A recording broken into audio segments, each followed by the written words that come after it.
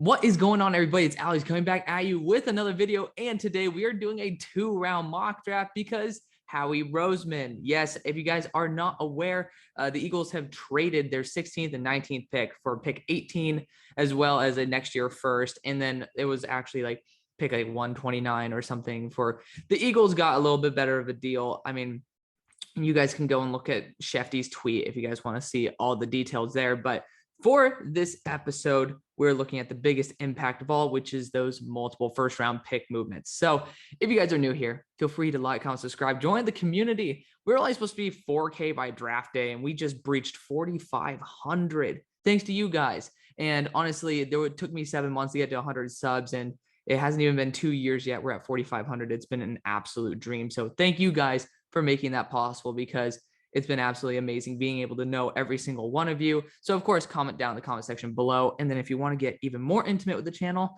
we got links down below for more fun stuff, Twitter, Discord, and Instagram. All alike, feel free to reach out to me there. But without further ado, let's kick this off. Number 1 overall pick. We got Aidan Hutchinson here. It's pretty much a locked in stone at this point. Yeah, I mean, honestly, these people saying Travon Walker's going there. I have inside information from the NFL. That's a bunch of BS. That's called smoke to be able to have teams reach on prospects, i.e. I have a feeling that a team like the Giants might want a team like even the Lions to be reaching on, sorry, I'm just bugging out on Travon Walker versus KT. So with that being said, I'm not going to be taking Travon Walker at number 2 overall. So that makes it a lot harder because it's super easy to just do the straight up cop out and be like, you know what, I'm going to do it this way. We're going to actually do it as a hybrid of what I would do and what would be realistic, because that's just what we normally do here.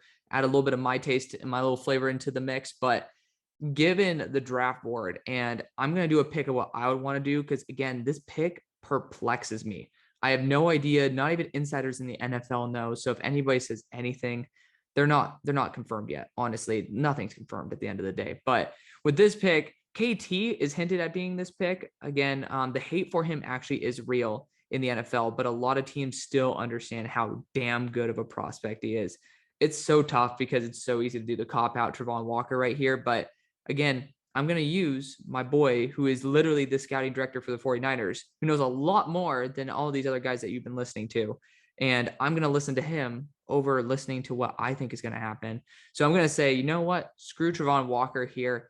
I mean, if it were solely me, I would technically take Ekem and just say, screw it. You know, Taylor Decker could be pretty nice, could get a first-round pick potentially in a future year. You could even be able to package him, get a first rounder again, or be able to use him in a package to move up.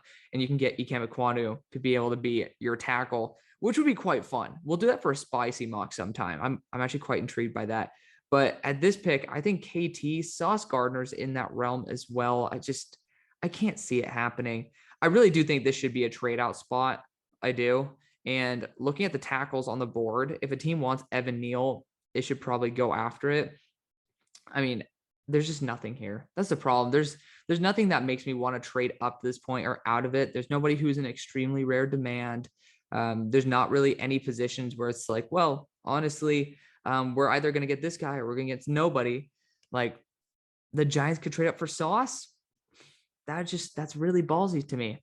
And I do think that once everybody retalks to Kayvon Thibodeaux, the hype will regain. I think it will. He's not great in interviews apparently with people because he actually loves his brand, but I think if people actually see past that and the fact that there's a lot of people who just bullshit and love their brand anyways, as long as KT is pretty upfront about it, I mean, honestly, at least he's honest.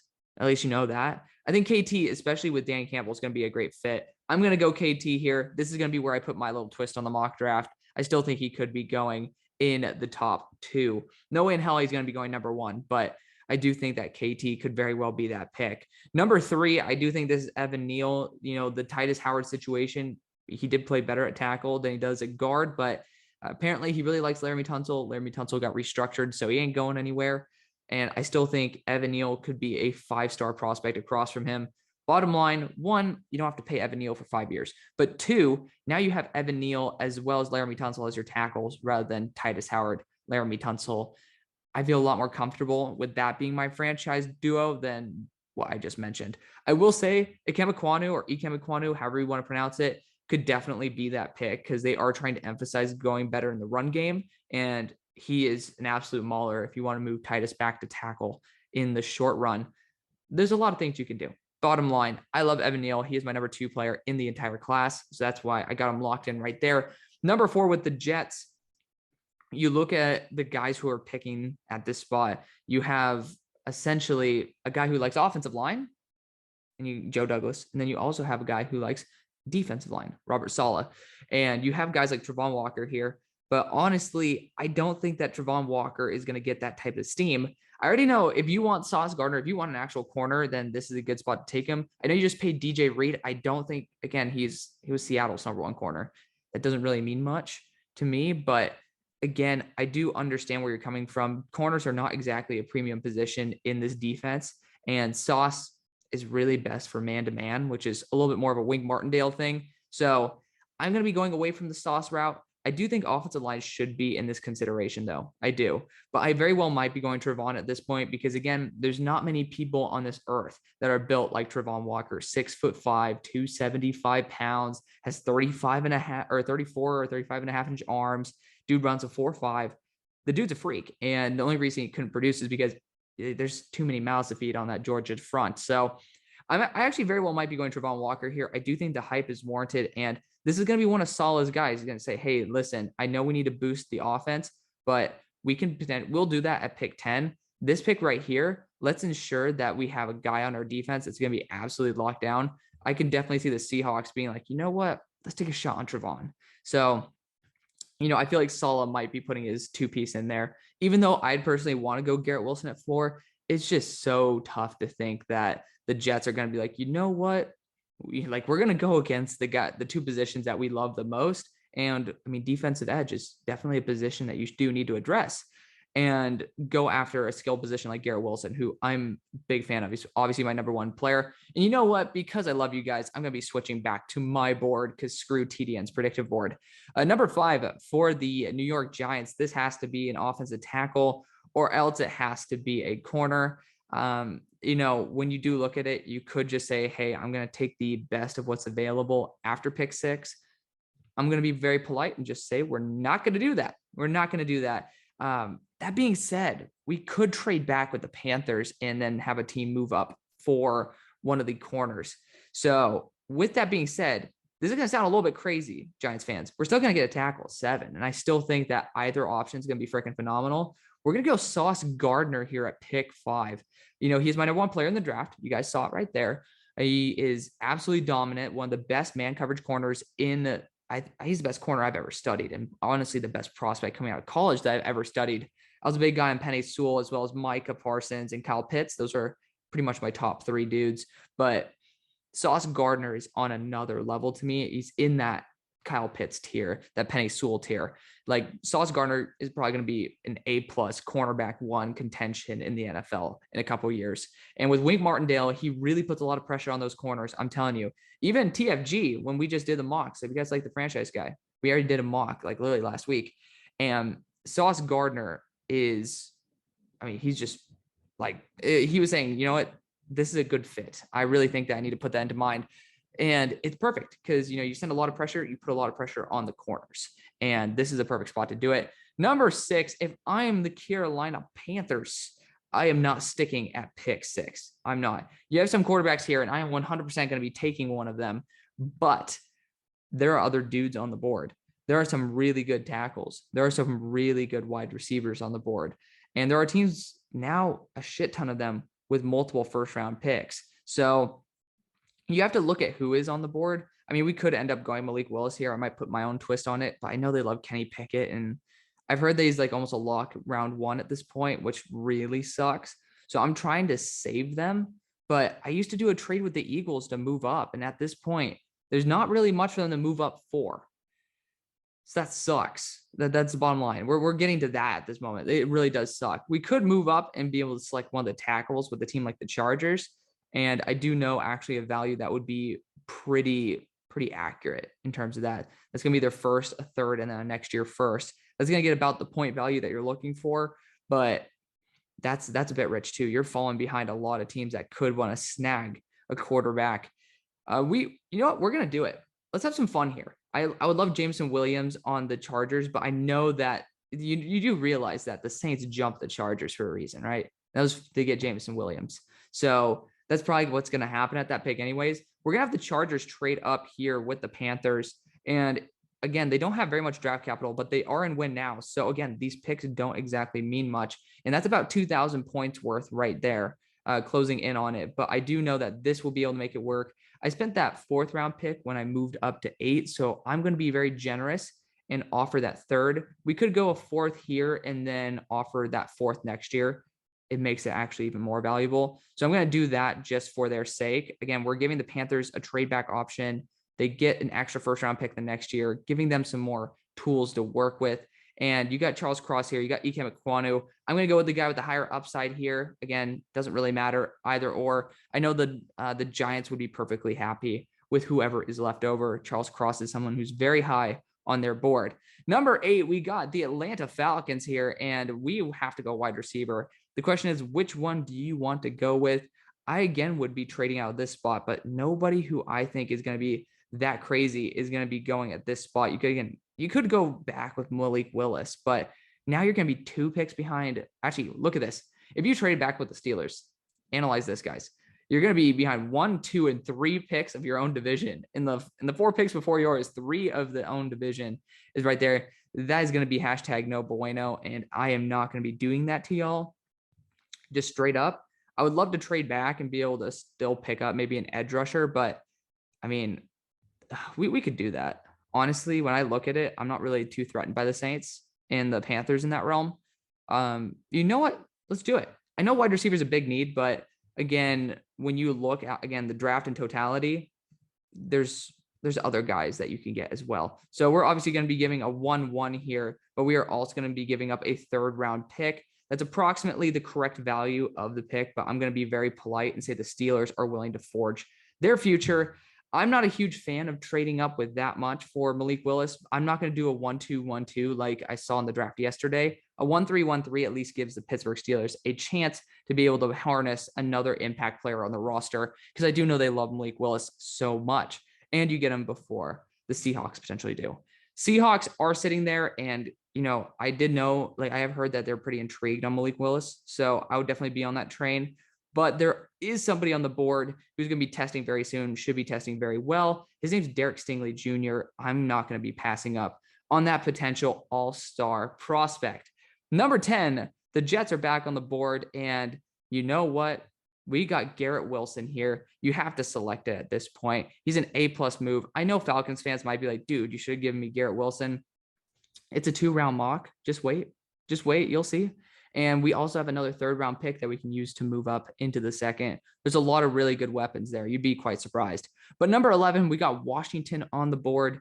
And I do think they should be probably trying to target someone like Drake London at this point. You're giving a large weapon. Now you have Terry McLaurin as well. There's going to be a lot of very, very, very good options for Carson Wentz to throw to. So we're giving him 0 excuses. We could go in the next round, someone like Christian Watson. To be fair, if we want to go after Kyle Hamilton, you could do that, but Kyle Hamilton should be a top 10 dude. We're going to take him here. Kyle Hamilton out of Notre Dame. Again, I do think the safeties are pretty solid in the next round, but I also think the wide receivers are good enough into round 2 as well. Number 12, again, you're also taking him from the Vikings here. If I am working with the Vikings, Jordan Davis on the board. I don't know if I could pass that up. Straight up, I really don't think I can. Looking at the dudes who are on the board, you have some phenomenal edges, but you got Zadarius Smith, not really a position that I'd be wanting to target. Drake London is here, but again, there's something special to Jordan Davis, and him on this roster would just be absolutely ridiculous. Sign me up for that. Jordan Davis going to the Vikings, sticking to that unique that not many people on this earth are walking around like Jordan Davis is. There's just not many people who can be Jordan Davis. If he busts out, it's all right. He's going to be an impact run defender for a long time. And it's pick 12. If not, you can be getting Aaron Donald level of play, because that dude is absolutely dominant. Number 13 with the Texans. So This one's down to Karlaftis and Jermaine Johnson, but I do know we'll switch back to my board. I do know that Jermaine Johnson is definitely a more of a day one impact type of dude. You know, George Karlaftis, he actually got a lot more athletic, so he's still learning how to fully use all of his tools. Well, Jermaine Johnson's gonna be a day one impact. I think Lovie Smith definitely likes a guy who's more toolsy like Jermaine Johnson. Has all the hype in the world. Definitely someone who I would want on my roster. We're looking here at pick 14. I'm making sure that nobody crazy is falling right now because, you know, shit happens, man. It's what happens. You also get to see my board while I do this every time. But if I'm sitting here, I'm the Ravens. You know, you have to go after George Karlaftis. You have to. Like, he's just such a dominant threat. You lost out on Zadarius Smith. This dude is going to be a game changer. I love him to death. Again, my number 7 player overall. And yeah, just lock him in. Just lock him in. Be very happy with that. I would be, certainly. Eagles are sitting here, and you know what? Drake London's on the board. We're going to be sticking to Drake London. We are not allowing him to fall any further. Cornerback definitely on my mind, but I do know that a corner is going to be far more likely to be at pick 18 than a wide receiver, which this pick is Jameson Williams. People might say, Alex, how the hell do you have Jameson at 38? This is as a pure talent. When you look at Jameson Williams, can he be a wide receiver 1? I don't think so. But when paired with a wide receiver 1, this dude is going to be an absolute baller. That's why I'm happy taking him in the first. I think his value is perfectly fine there. I'm just a little bit worried about him as a true number 1, which again, this team doesn't have to worry about. So I'm perfectly happy with that. The Panthers are sitting here, and now they can actually get their quarterback. They get Kenny Pickett, acquired a little bit more draft capital, so it might actually save the jobs of the dudes in the front office. They say that they really love Kenny Pickett. I'm not going to stop that. So Kenny Pickett is going to be the dude there. Eagles are sitting here again. And Howie already made his offensive move. I do think Kyer Elam is going to be a dude. Andrew Booth as well. Like, I just really need to see those testing numbers from Andrew Booth because he got torched by Zay Flowers. I was not a big fan. Kyer Elam's a little bit more of a man fit. Obviously, this is more of a zone. But I did see his reps when he was in zone. He looked quite comfortable, and I'm projecting that he could definitely develop into a 5-star prospect, especially in this defense. And he brings that versatility in case you ever want to go with more of a man-to-man type of scheme. I'm going to be 100% going Kyer Elam here because, again, like, you could trade back and get David Ojabo, but I'm not fully on board with that. But number 19, we have the Saints still on the board. And yeah, you can see I'm a little bit lower on Trevor Penning here. I might even want to trade back at this point, but I mean, I'm looking around, and I very well might just pull the trigger on another wide receiver. Like, you could legitimately see them saying, hey, we're going to just totally revamp this receiving core. But I do think someone like Trevor Penning or Bernard Wyman might be the dude that they do look at. Nicholas T. Ferrer, this is just not a good tackle class, guys. I'm just going to be straight up. After the top 10, you're not going to be getting a day 1 starter. That's a really tough thing to say, but at the same time, it is what it is. I actually might trade back here, though, because you still have guys like Tyler Smith, Tyler Linderbaum, obviously Devontae Wyatt. Leo Chanel's here, too. Like, you have some really damn good players. And, again, you do have some guys like David Ojabo here, Myjai Sanders, like dudes who could be legit, Arnold Ebiketie, dudes who could be legit impact players. And I do love Leo Chanel. So I could be seeing a small trade up here, but I mean, do they go quarterback? No. I'm going to go with a more realistic pick. I think Trevor Penning's going to get a lot of hype, and they're going to take a shot on him. They're saying, hey, screw it. Our left tackle situation is not too bueno anyways. Let's take a shot on somebody who has insane potential. We're going to go Trevor Penning here. JMO and Trevor Penning is not a bad pairing to leave this draft with. Number 20, if you're sitting here for oh, wow, actually, we have a pretty good board right now. You got Chris Olave here.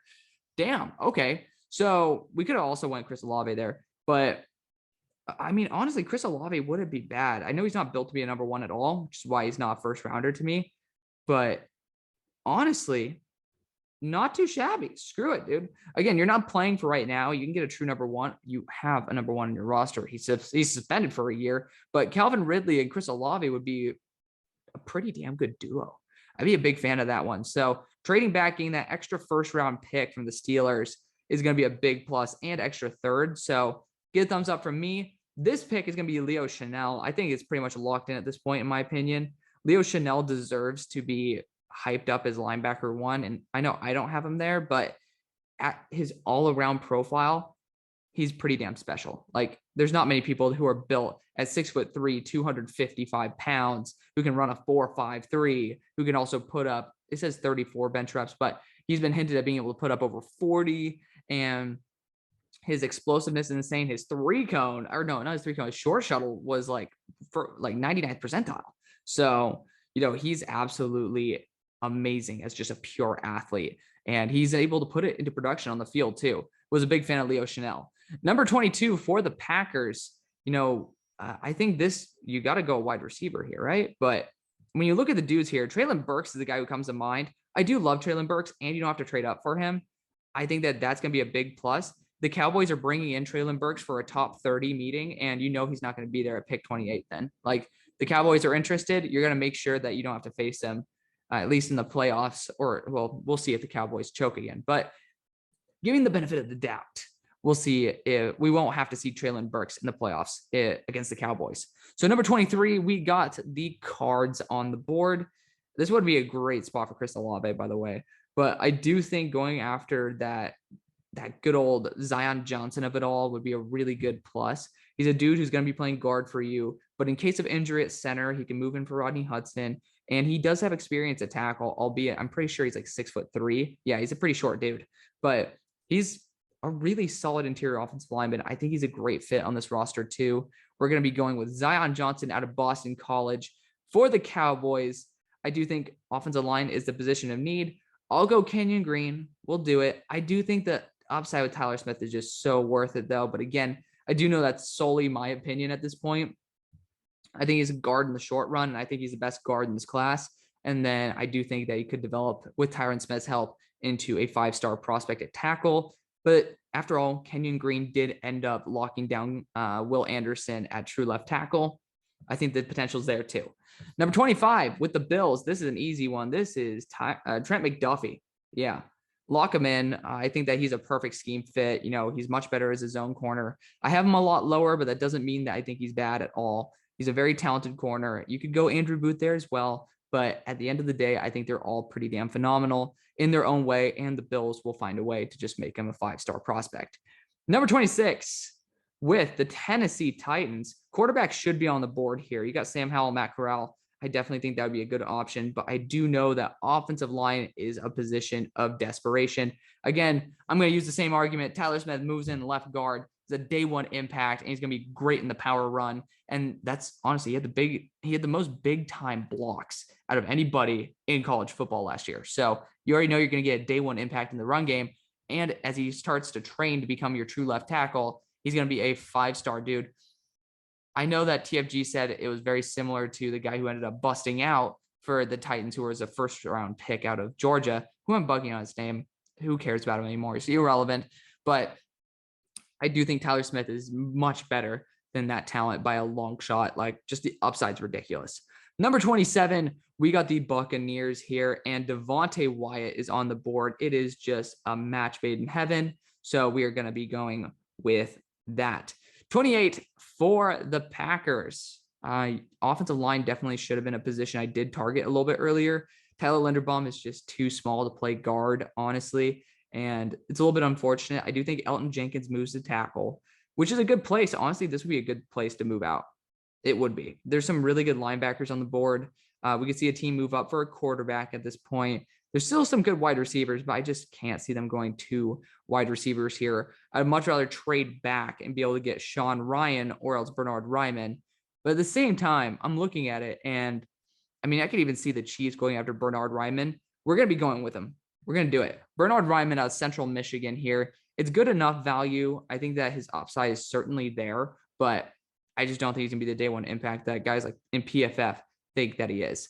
Number 29 with the Chiefs. I mean, here you might want to reach on a corner. Like, Andrew Booth doesn't exactly fit, but at the same time, I might just want to take a chance on him. And I think I'm going to. I do think that corner is a huge position of need, and wide receivers should be on the table. Skye Moore, Jahan Dotson, both dudes who could be an A+ day one impact. You could look at Christian Watson. I think he's Marquez Valdez Scantling, which you literally have on your roster. So I think someone like Calvin Austin, I saw it in a mock yesterday. I was like, wow, that's actually a really good Tyreek Hill replacement. Someone who could play on the boundary, who's smaller, who's a really good gadget weapon, who's also really good at returning. Like, that is your best value for him. So I'm actually going to lean that route. I am. And I'm actually going to be grabbing David Ojabo here out of Michigan, playing for the long haul. The guy has absolutely insane talent. We're going to be rocking with him. And the Bengals sitting here. Unfortunately, I can't give you Andrew Booth, which hurts the living hell out of me. I'm going to be honest, because I really do want to give him to you, but I can't. That's the unfortunate thing. The fortunate thing is my liver continues to want to kill me, because for you guys who are new, I said if Tyler Linderbaum, who's my number 6 player, falls to 31 and the Bengals select him, as a Steelers fan, I need a punishment for that. But also as a draft fan and as a fit fan and a Linderbaum fan, I would be very excited. So I'm going to be punishing my liver with Dom Perignon on live stream if this happens.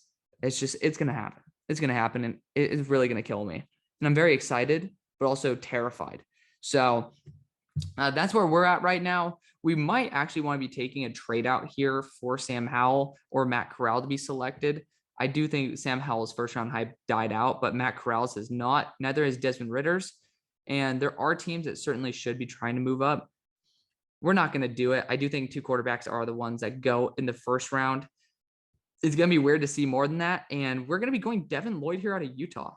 You know, he could be going higher than this. I do understand that. But at the same time, honestly, I really can't see it. Like with Leo Chanel's testing and how linebackers, like, unless you're really like special, like your wins above replacement as a linebacker, especially having to transition immediately into the NFL, which has been proven to be the hardest, arguably out of all positions. It's not going to be that type of impact. So for teams that are especially in this range where he should be a little bit better value in that late first territory, they are going to be a little bit more weary of selecting him because, again, day one impact. Number 33, this is my favorite spot, honestly, for Devin Lloyd, is right here.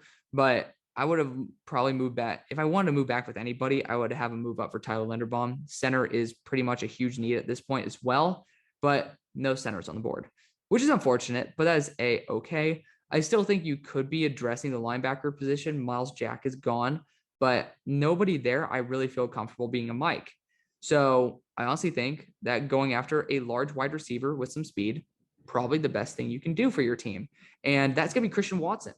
You know, you have your new DJ Chark replacement. The dude has real deep speed.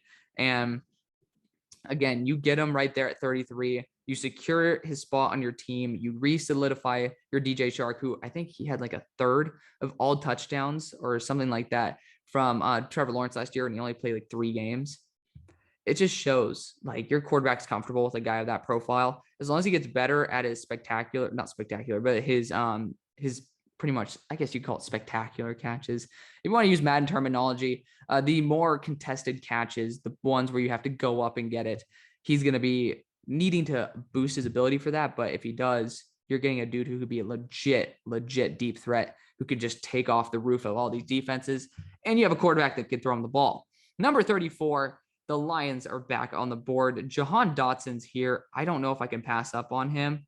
But oh man, you're not going to go 3 defensive positions because I love Lewis Cine, Daxton Hill. That would be great in the squad. But yeah, we're going to go Jahan Dotson here. You know, dude should be a first round pick. He is my wide receiver 3, but I do understand why he doesn't go. And him, like, now you have ARSB, DJ Chark, as well as Jahan Dotson. That is how you build a roster for success. So get a thumbs up from me. The Jets are on the board. I want to see what tackles are still available. Not a fan of any of these guys. I would have loved to have been able to do that, but no longer the case. I do think that getting someone like Lewis Cine or Dax Hill would be really solid on this roster. You could look at someone like Kyler Gordon. It's a bit rich for me personally. I'm going to look in the safety route. I am. Oh, man. Hold up, though. Nakobe Dean's on the board. I can't pass him up. I can't. Nakobe Dean's such a good fit on the squad. You know, you can definitely use him in many ways, kind of be your Fred Warner, so to speak.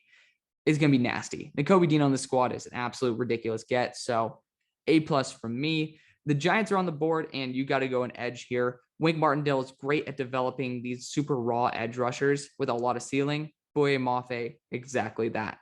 Number 37, we got the Texans on the board, and let's see what we want to do here.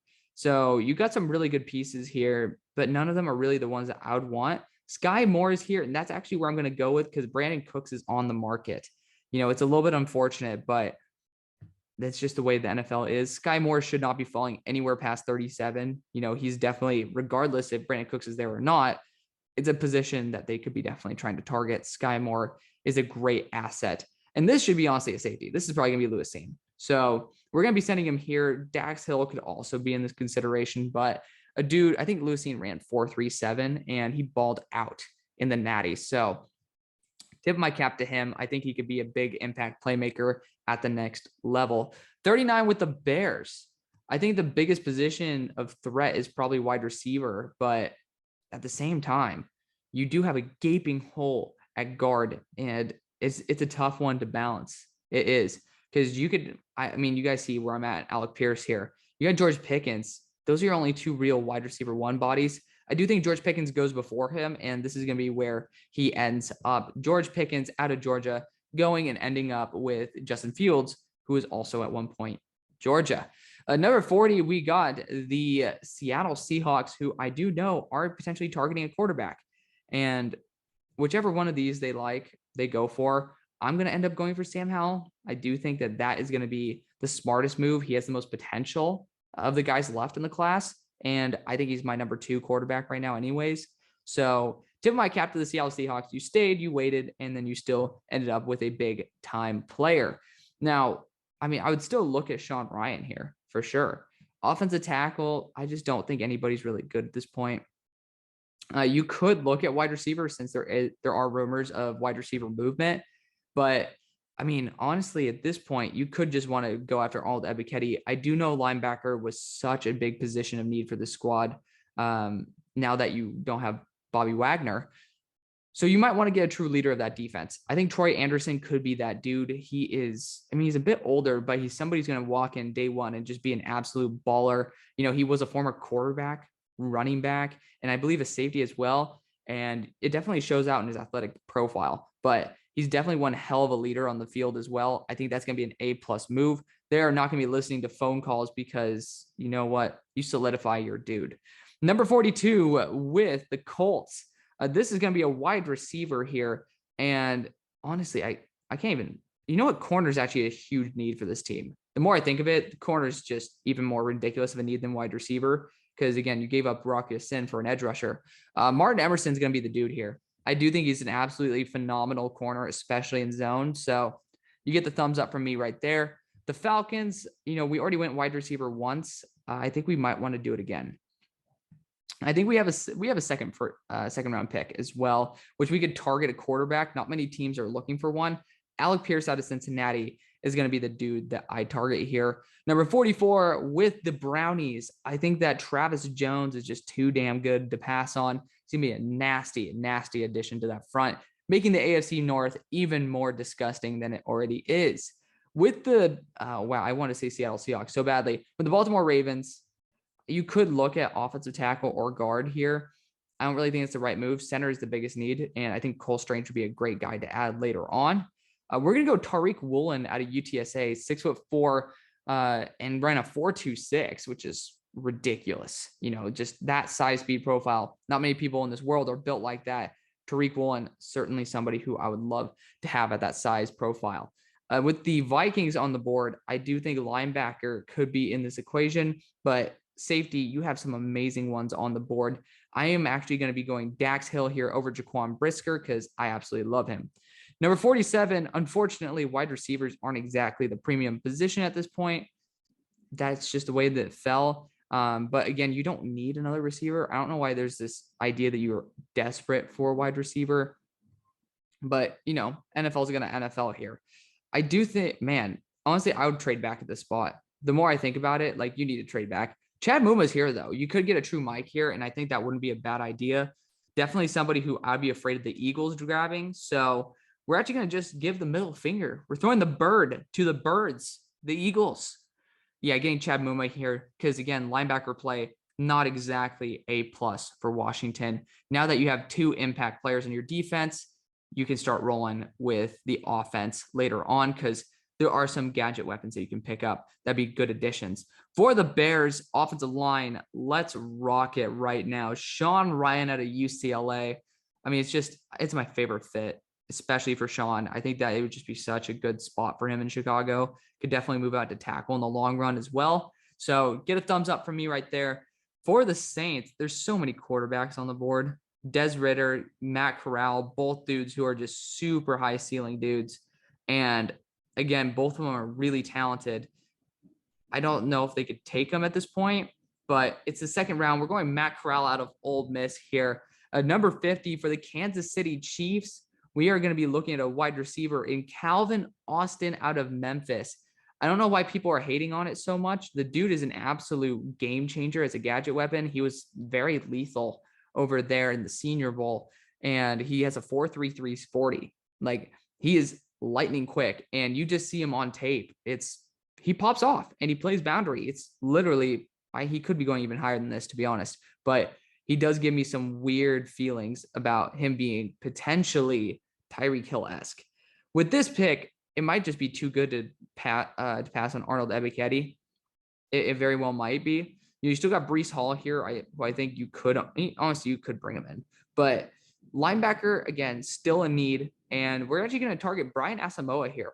It's a weird position to target him for sure, but he's my linebacker too. So that's another big plus. I want to give you guys that. I mean, again, you are looking for a true linebacker. He's a little bit lighter, but I do think that his game-breaking ability is something that I would definitely want on my roster. So you're getting the pieces. You certainly are. And since you're getting extra draft capital in the future, it's definitely showing to me that you're trying to be able to build your roster rather than build it right now to compete. So building it for the future, not right now. Brian Asamoah, probably the best thing that you can do. Steelers, on the other hand, I do think they could be going after someone like Perrion Winfrey, someone who could be a really big game changer up the middle. You could look at wide receiver as well, Jalen Tolbert right there. Tight end should be in this consideration for teams to move up forward, not for the Steelers. But the Packers are sitting here, and any team that wants a tight end very well might want to move up to select one.